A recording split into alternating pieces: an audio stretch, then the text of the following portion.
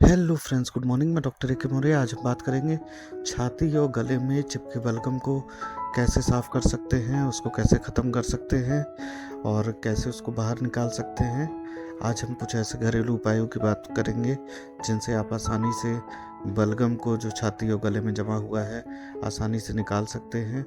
क्योंकि बलगम से हमको लंग्स में सांस लेने में बहुत प्रॉब्लम होती है।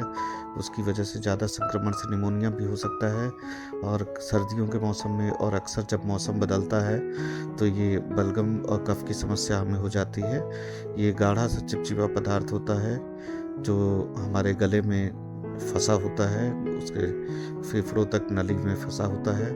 और कोरोना के टाइम पे भी इसकी समस्या बहुत हुई थी, जिसके वजह से लोग संक्रमण की चपेट में आ गए थे।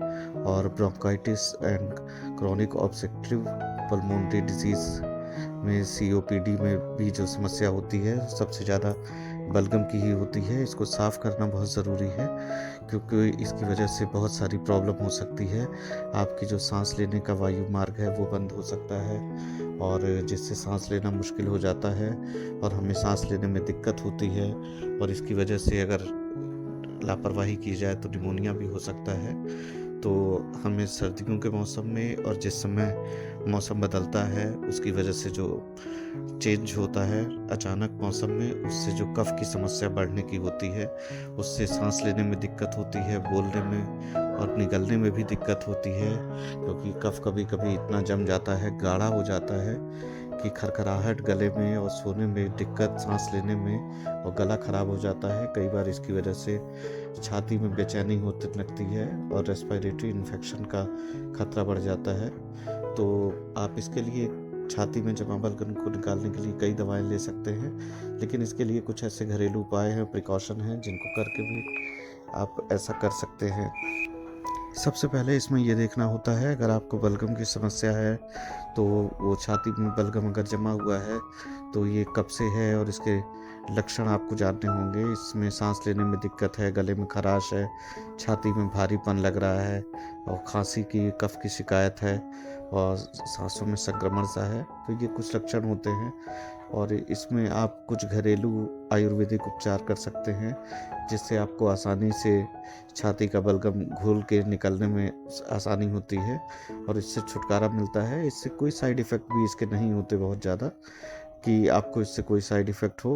तो आप कई बार दवा लेने से भी हमको आसानी से इस बलगम से छुटकारा नहीं मिलता, तो आप ये नुस्खे अपना सकते हैं। इसमें सबसे पहले है नीलगिरी। नीलगिरी के एसेंशियल ऑयल का आप यूज़ कर सकते हैं बलगम को कम करने में। ये काफ़ी इफ़ेक्टिव होता है, ये बलगम को ढीला करके निकालने का भी काम करता है और इससे तेज़ खांसी में आराम मिलता है हमें। तो आप इसको यूज़ कर सकते हैं। आप इसको सीधे छाती पे लगा सकते हैं, इसकी मालिश कर सकते हैं, इसकी कुछ बूंदें नाक में डाल सकते हैं और इससे बहुत फ़ायदा होता है बलगम को कम करने में। साथ ही आप कच्ची हल्दी है, इसका उपयोग कर सकते हैं, इसके रस को और इसकी कुछ बूंदें आप गले में, नाक में डाल सकते हैं, जिससे थोड़ी देर रुक रुक के आप इसको दिन में कई बार डाल सकते हैं, तो जिससे काफ़ी आराम मिलता है। क्योंकि ये एंटीबैक्टीरियल और एंटी वायरल इसमें गुण होते हैं, तो सर्दी खांसी में बहुत अच्छी इफ़ेक्टिव रहता है हल्दी, क्योंकि इसमें करक्यूमिन नामक केमिकल होता है जो इफ़ेक्टिव होता है। साथ ही इसके अलावा आप गर्म तरल पदार्थ पीने का ज़्यादा प्रयास करें अगर ऐसी समस्या है, तो जिससे फेफड़ों में जमा बलगम को राहत मिलती है घुल के निकलने में, और तरल पदार्थ से बलगम को पतला करके निकालने में राहत मिलती है। इसमें आप गर्म पानी है, चिकन सूप है और गर्म सेब का रस है, ग्रीन टी है, इन सब चीज़ों का सेवन कर सकते हैं।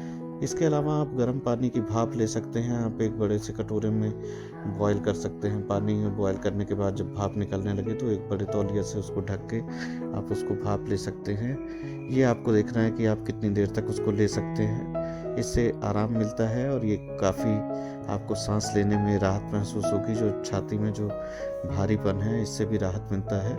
तो आप डेली 10 से 15 मिनट इसको लें भाप को। साथ ही आप शहद और गर्म पानी का सेवन कर सकते हैं। 2007 में एक ऐसा शोध भी आया था जिसमें इसको इफ़ेक्टिव बताया गया था। शहद को पारंपरिक रूप से अगर आप लेते हैं दवाओं के साथ भी, गले की तरावट और राहत के लिए आप इसको सेवन कर सकते हैं। इसमें अदरक, मिक्स करके ले सकते हैं। और आप इसको वैसे भी गर्म पानी के साथ, गुनगुने पानी के साथ शहद का सेवन कर सकते हैं। और इसके अलावा आप गर्म पानी से गरारे कर सकते हैं, ये भी काफ़ी अच्छा उपाय रहता है। छाती और नाक में जो जमा कफ होता है उसको ढीला करने में, रिलीज़ करने में ये काफ़ी इफ़ेक्टिव होता है।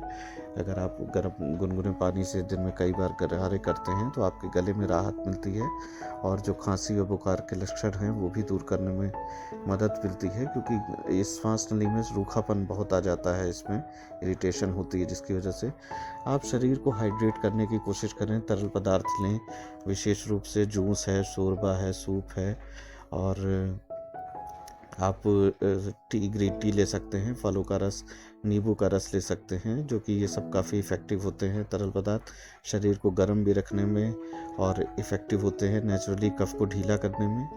इसके साथ ही आप नमक के पानी के गरारे भी कर सकते हैं। आप उसमें आधा चम्मच नमक डाल सकते हैं 1 कप पानी में, आप उसको गरारे कर सकते हैं, क्योंकि नमक काफ़ी अच्छा इफ़ेक्टिव होता है कफ को रिलीज़ करने में, साफ करने में, और गले में जो खराश है उसको शांत करने में। तो आप इसको इफ़ेक्टिवली यूज़ कर सकते हैं, ये बहुत फ़ायदा करता है।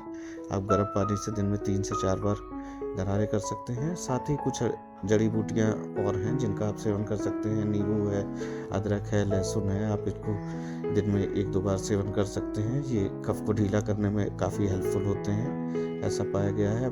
मुलेठी भी इसमें काफ़ी फ़ायदेमंद होती है। तो फ्रेंड्स, आप इन सारी चीज़ों का सेवन करें और विटामिन सी युक्त जूस का सेवन करें, जो कि काफ़ी इफ़ेक्टिव होता है आपको कफ से राहत दिलाने में, इम्यूनिटी बढ़ाने में।